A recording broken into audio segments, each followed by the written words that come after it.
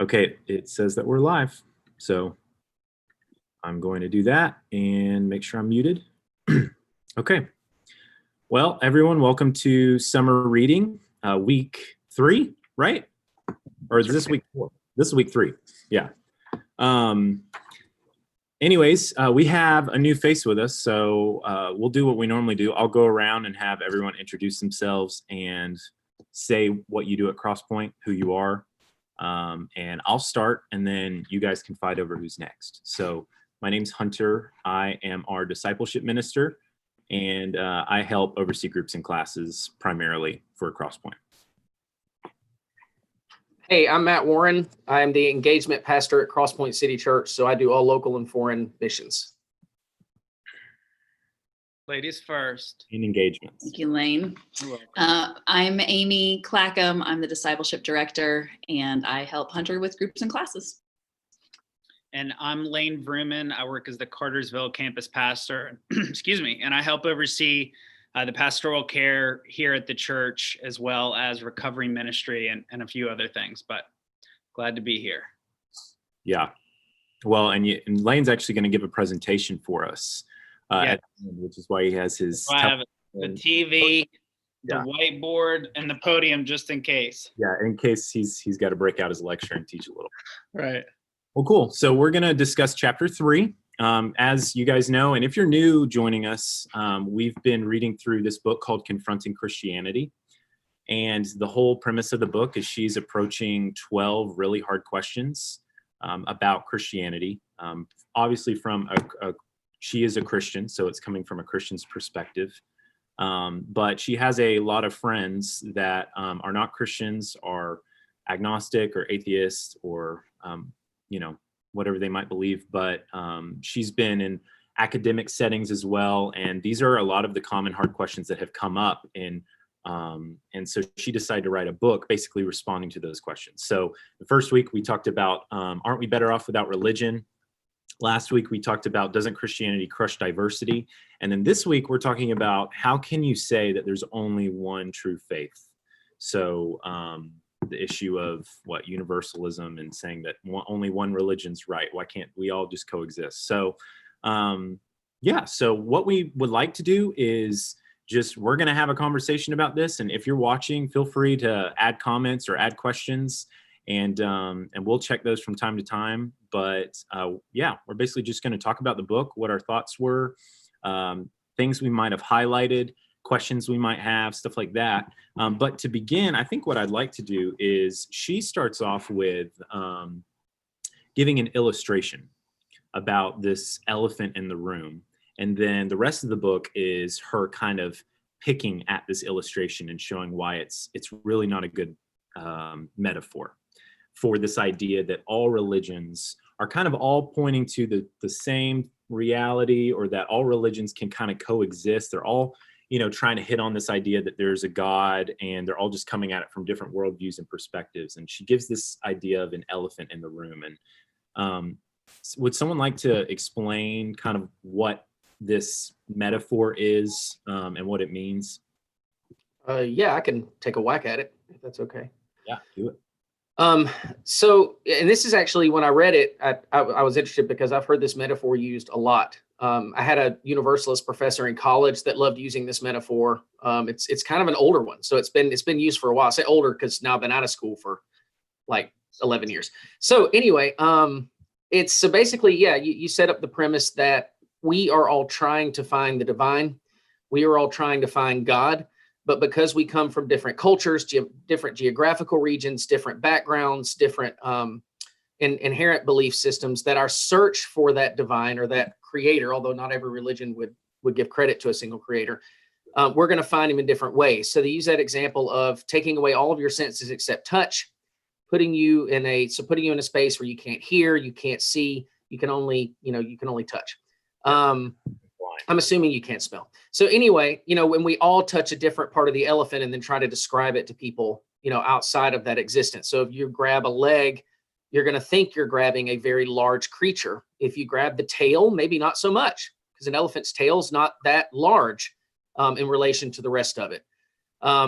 if you grab an ear, if you grab a shoulder, I mean, different parts of the elephant, then you're going to have a very different perception of what that elephant is. And so universalists use this metaphor frequently to describe what it's like for humans from different cultures and different geographical regions with different histories trying to seek the divine, and then what it looks like when they find him. However, the basic premise of that is assuming that that elephant is all part of the same universal idea or creator. And so any of us can get to him, just the path to him looks different. It's basically the message that goes along with it. Yeah. No, that's good. And that's kind of the illustration she gives, because like you said, it's a very common one. I've heard this one before about different people touching different parts of this elephant, trying to describe it. And essentially that's what religions are doing. They're trying to describe a different aspect of this big,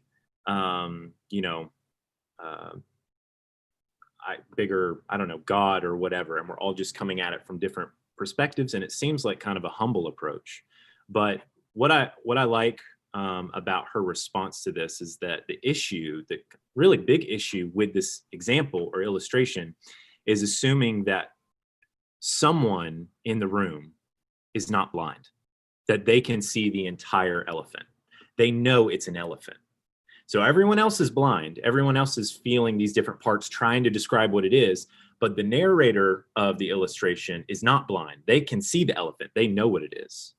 And so that's kind of the hole in this idea, is that, well, if you're trying to say that all these religions are trying to get at this truth that we all don't really know because we all can't see clearly, you're saying that there is an objective truth because as a narrator, you see the objective truth, that it's an elephant. It's not a snake. It's not a spear. It's an elephant. And so the rest of the chapter, what she does is she says, there's 7 problems with this that I'd like to kind of hit on with this universalism idea. And she goes into those problems. But I think before we dive into those, what I'd like to know is really, I think what this chapter's hitting on is, why does what we believe matter? Why, if I'm a Christian, should I care about, or if I'm not a Christian, let's say I'm a Muslim, why should I care about converting people? Like, why should I care about what other people believe and trying to persuade them to believe what I believe is true? Why does what I believe matter? I'm curious, like, if you were faced with this question, how would you respond to someone who's coming from a kind of coexist background of like, can't we all just hold hands? Why does this really matter? Yeah, I mean, I would say for the Christian perspective, certainly, to stand behind truth is an act of love. And she says it clearly on page 48. She says, we see persuasion as an act of love. And so we kind of have this, appearance of being respectful and kind and gentle by this idea that all paths lead to one. I'm not excluding anyone. I'm not offending anyone. When at the end of the day, if what we say we hold to is true and we hold to it as our eternal hope, then that type of approach is the most unloving thing that we could do, because we're saying, I care more about you liking my opinion than I do about your eternity in hell. And that's hard. Now, I think what's critical in that, and that we have to remember, myself included, is just that it is an act of gentle love that we share the gospel, right? Because a lot of times it just turns into, I want to be right or what. But if this is truly an act of love that we want to share with these people in eternal hope, then the presentation has to reflect that as well. The truth doesn't just have to be loving, kind, and gentle. So does the interaction, the presentation, the listening. And so it presents some unique challenges. But that, at the end of the day, is why persuasion essentially is an act of love. It would be evangelism. So, yeah. Any other thoughts from you guys?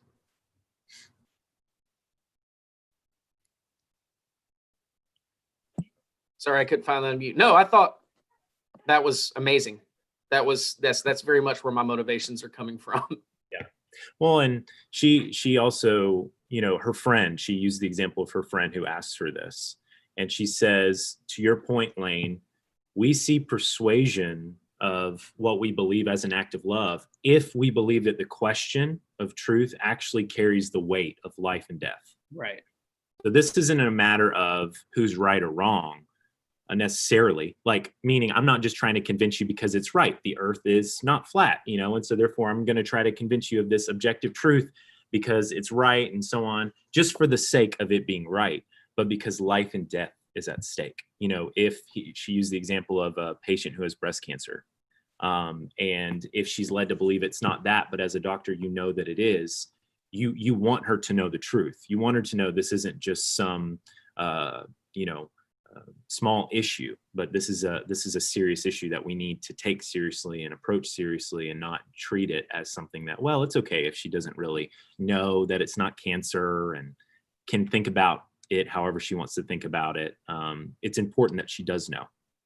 And we'd say that's true as Christians. This is a matter of, life and death, eternity with or without God. Right. I'll say, I bet a lot of us either watching or contributing to this conversation are aware of how prevalent this is. But I was reminded of that this past weekend. I was in Florida on a vacation, and I'm talking to a guy at a get together, and I just asked him, I said, so what do you, I think we were talking about me being a pastor, and I was just like, so what do you think of all that? I was just kind of feeling him out. And, he was telling me that he likes religion. He likes spirituality, and he likes all of it, so Christianity is cool because it makes people good. Buddhism is cool because it makes people good. And so you might be surprised as to how many people have taken the kind of eclectic approach to religion. And so I think being aware of that is important, but then also like understanding that this is the world in which we're called to engage is really important, because again, universalism, pluralism, whatever you want to call it, it's everywhere, even probably within the four walls of the church. Yeah, I would agree with that. Although I would also stipulate that is a Western civ problem as well, or a Western civ viewpoint more than anything else. That our culture is enormously inclusive and egalitarian, and because of that, you have a culture that has a really hard time with any form of exclusivity, especially in faith, which is supposed to make us feel good. Mm-hmm. And that's not, with the exception of other religions that are more universally inclusive by nature, like say Buddhism, you just wouldn't find that outside of Western culture, which is interesting. But to your point, if we're talking anybody in our backyard, that's exactly what we're dealing with. Mm-hmm.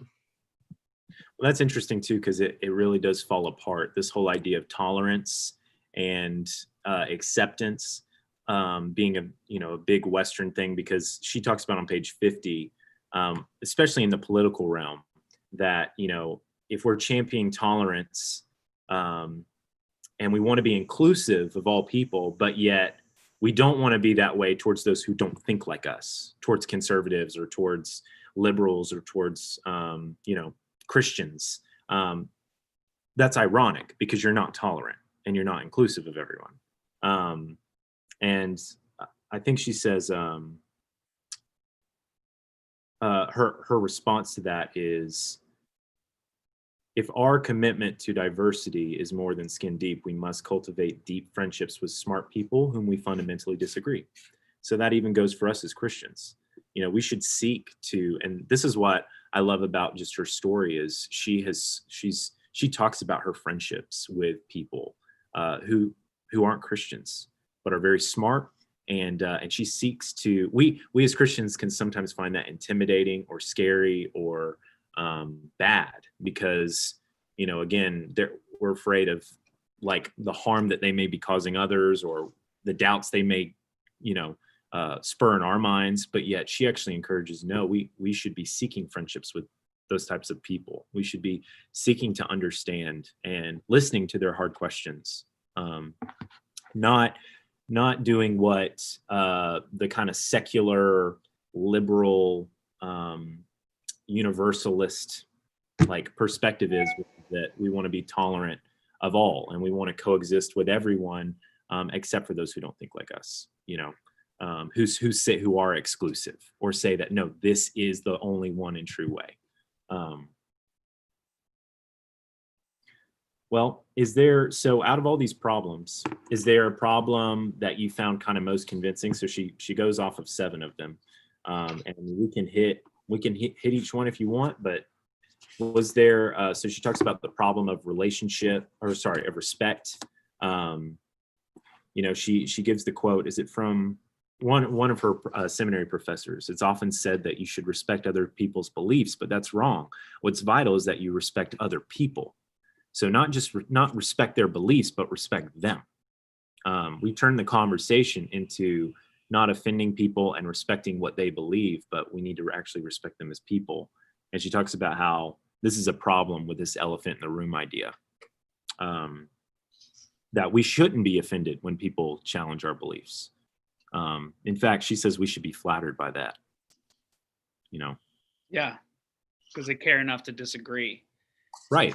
I mean, I think with the problem of respect, off the top, especially in the kind of season that we're in, and, it's election season, we're dealing with a pandemic, you've got racial tensions. And so really the call to respect others and engage and listen is so important. And I think on this first part, I'm just reminded, like, we need God's help to get this right.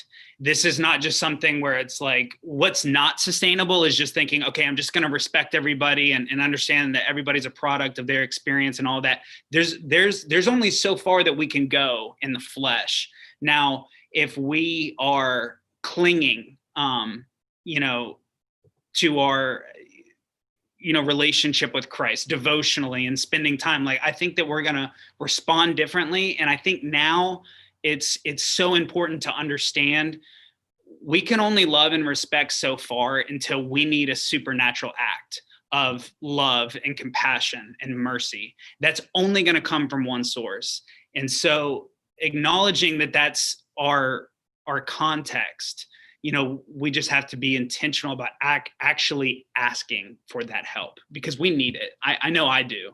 And it's easy to get battle worn. It takes all of a day to be discouraged and upset and just think, what's the point? And so it's just, I think that's something that was really popping in my head. When knowing the time and place when to have these type of conversations, I know that we're socially distanced right now, but everyone has decided to use social media as the primary place to do this. And, from what I see, a lot of it does a lot of more harm than good, because we can't communicate tone. A lot of times we get into disagreements with people that we're friends with on Facebook, but we're not necessarily like really close in person, maybe. So it's much easier having this screen, having this anonymity in some ways, to where I don't have to face you in person. So having, as Christians, knowing when to have those conversations, how to have them as well, like the ways we go about having disagreements, expressing disagreements, maybe doing it publicly on social media is not the smart thing to do. In fact, I would say it's not. I'd say, privately message at least, or call, or if you can meet in person. Like, I think there comes wisdom in knowing how to navigate hard conversations like that again, she mentions should happen in the context of relationship, which I love. If they know that we love them, we can have hard conversations with them, or at least we should be able to, but if it's a stranger that we're acquaintances with on Facebook that I, disagree with, I don't know how helpful that is, just to disagree for the sake of, trying to express my opinion to someone that they don't even really know me and I don't know them. Yeah, no, it's true that text and just characters on a keyboard, we've all probably experienced a time where you read a text message, you're like, well, that was snarky, or that was, and it's like, there's literally nothing behind it. And so, I don't know, I guess it said 80% of communication is, physical. And that's true. Like, when you engage with someone, you just get to show a posture of love and compassion that words in and of themselves fail to do on a screen. And so that's hard, but that's so sanctifying. Like God works in those moments when we actually enter into uncomfortable conversations all out of love and out of right motivation. That's how we're going to be challenged. When we're comfortable and we get to do everything either in isolation or hands off, so you don't actually have to, get dirty. I think we rob ourselves of opportunity to be sanctified. And so I think that's important. And frankly, it's hard. But it's good. I was thinking when just in all this conversation, how very much it matters all of the rest of the time leading up to that conversation in our interactions in our lives with people. Like we can't be people that are constantly trying to battle and win an argument and then want to have this deeper, more meaningful conversation. If we're combative in life, if we're not living with love at the front of all the things that we do, then this is just another argument for people. They won't see the heart behind or the persuasion behind it. And even Wanda, she made a comment about, how do we have those conversations with a non-believer in a way to convert without being unkind or disrespectful? I know we do bless, which is the BLESS, the bless way that we act in all of this. But even in this time, it's hard with distance. And it is harder to accomplish those bless steps of really caring for people and eating with people and, serving them. But Wanda, I still think that we have to walk out all of those relationship pieces before we've earned a chance to even share our heart behind what the gospel is, for what the truth of the gospel is. And the truth is what stood out to me in those 7 different. But in order to earn that time, we have to live life in a way that leads to that. Well, and we have to listen. We have to listen to them. Mm-hmm. Here, I think when it comes to friendships with people who believe different things than we do, I think one of the best ways we can lead in this is to show them that we care about what they think. We care about what they believe. And so to show that, listen to them, hear them out, ask questions. Yeah, ask questions, seek to understand, and don't feel the need to have to respond to everything they say that you disagree with. Or, I think the biggest issue we would say is that this is the gospel. It's an issue of the gospel. And so, if they have different beliefs on different things, that obviously they would with morality and so on, because they don't believe in the gospel. Like we want to start there. And so, she's going to get into issues of homosexuality and even morality next chapter too, in which, I think again, we want to, I think our biggest concern is expressing to them what the gospel is and helping them understand that before we get into the outer workings of seeing the world from a Christian worldview and so on. But anything you guys would add to Wanda's question? I would say it's not our responsibility to convert also. Like I know that we share conversations with the heart that they'll accept Christ, but that we are responsible for having the conversation in love, but we are not responsible for the conversion or completing the work. That's the Holy Spirit. And that it may be that you have 1,000 conversations before somebody, chooses Christ and accepts the faith offered to them. Yeah. And I think on a super practical level, and here's where I wrestle a lot. It's like, I read in a book one time and I feel like it's accurate. It said that superficiality is the curse of our age. And I think like I am so good about talking about nothing. So my challenge with myself, especially with people I didn't know or was kind of building equity with, is how can I drop this thing into second? You know what I'm saying? Like, okay, so we've talked about all of this other stuff that doesn't really matter. And I've found a super helpful and practical thing to do is just, hey, what's your story? And then boom, and they're going to let you know as much or as little on the front end. I'm good. I was raised in Atlanta, got a job, and now I've got a family and happy. Okay, this guy's probably going to take a little bit more time. Some people are so desperate to share, and so desperate to have somebody actually ask that you'd be amazed at the opportunities with a simple question: what's your story? Or, do you mind if I share my story with you? It's less about, hey, I'd love to, do you know Jesus? And I'm not knocking that. And I think there's a place for that. But if we're talking about in the context of relationship, a lot of this stuff just needs to flow, and it needs to like not feel weird, because frankly, sometimes it's weird. That's what interaction's weird, and certainly evangelism at times. So I've found that those two components of just story and working through narrative can be a great opportunity to present the gospel and how it's found traction in your own life. So what about you, Matt? Actually, I have more of a question. Yeah. Because the chapter focuses a lot on how we deal with and have conversations with people that would say our faith is no different from others, or it's not unique, and so I'm curious, because I can't see comments. Does everyone feel equipped after reading that to have that particular conversation beyond just the sharing and even the conversion discussion, or do they feel like we need to flesh that out a little bit more in the time remaining? I'd say let's do it, because I think this is going to lead us to the last. So no one necessarily expressed that question, but I do think that it's something that most people, especially when it gets into the topic of what other faiths believe, right? Like, Islam and Hinduism, and she references these, but she doesn't necessarily untangle them, which is good in some ways. Like while I do think we should study those and so on, she didn't give the space to be able to unpack why Christianity over these outside of the last problem in some ways. So the last problem in the book, she talks about the problem of Jesus. Right. And that is actually kind of where I wanted us to end in the conversation, because I know it's 12:57. But she talks about this problem, about the elephant in the room. One of it, as it relates to Christianity, this is an issue because of who Jesus is and who he says he is. John 14:6, he says, I am the way and the truth and the life. No one comes to the Father except through me.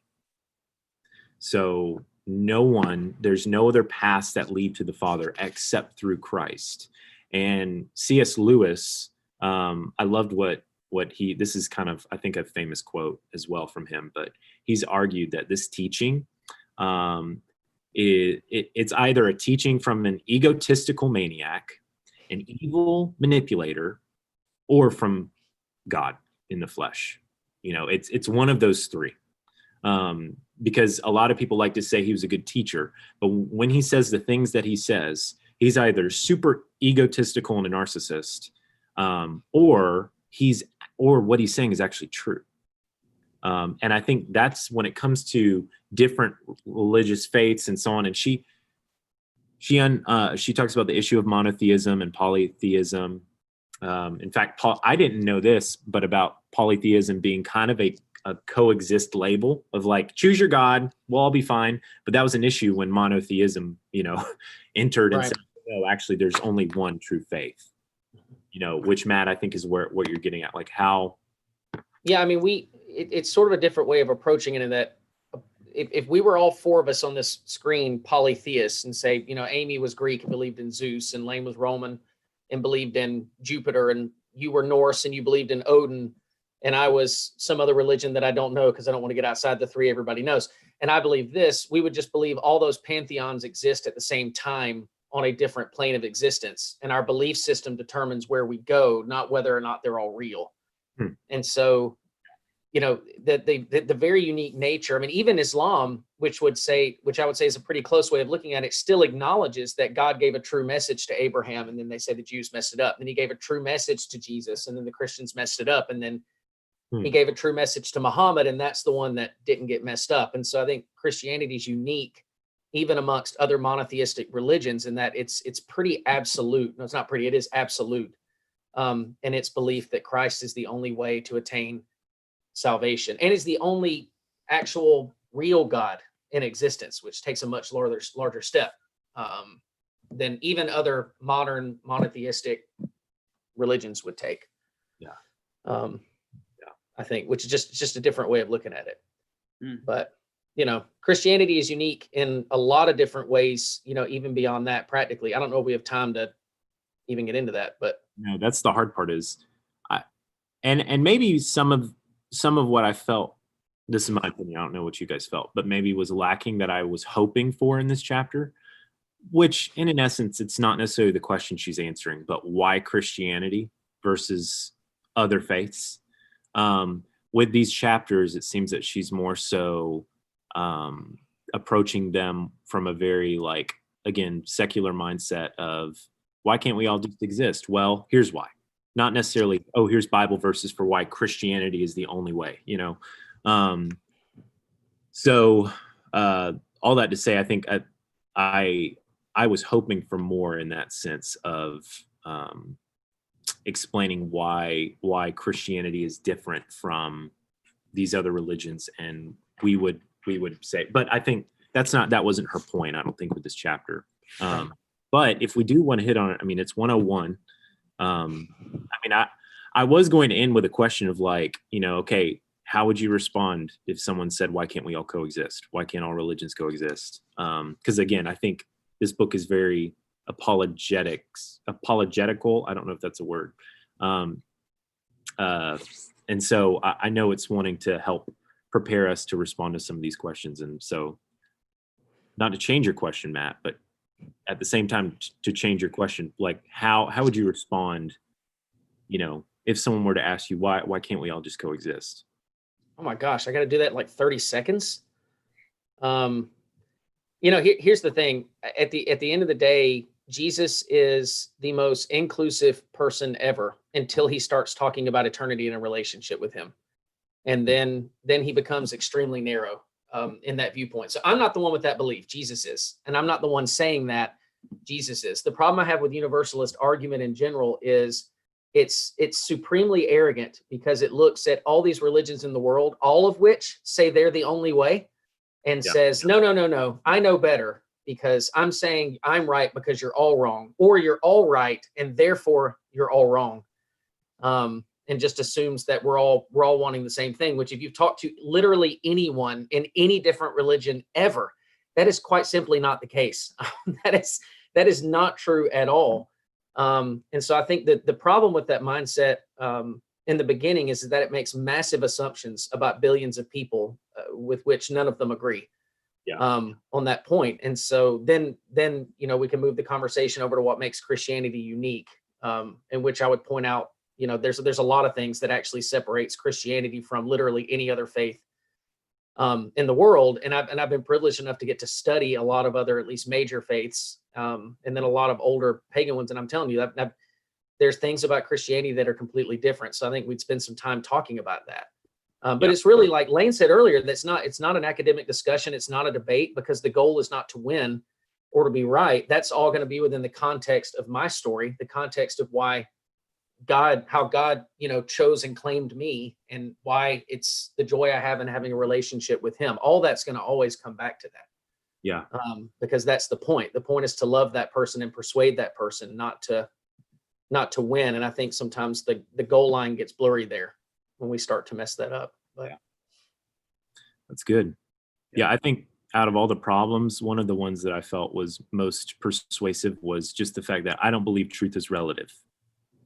And therefore, you know, I believe that there's one of these has to be right, essentially, is what we're coming down to, because truth is not relative. To say that it is making a objective claim. Yeah. So because I believe truth, both, you know, religious truth and, you know, whatever other type of truth, that there is religious truth, I would say that, you know, there has to be some type of objective truth about religion and what we believe. And, you know, I believe what Christ says, that he is the way, that he's the way to God. And yeah, so that's not necessarily defending Christianity, but it's defending against this idea that they can all coexist together. Because same with, he used the example of science. Like if your religious faith leads you to believe something that's not true scientifically, we would have issue, because we would say, but that's objective, and what you believe is no longer true. So, but if it's a religious belief, can it still be true if we're trying to play this coexist card? You know, so you run into problems real fast. Guys, we're going way over time. So all that to say, and unless anyone else wants to add any final comments. I'd like to say I hope everyone has a great day. Wow. Thank you. That was No problem. that is what we needed to end. I mean it too. Yeah. I'm going to, because you said that now. Okay. I wasn't before, but That's by awesome. golly, I'm gonna now.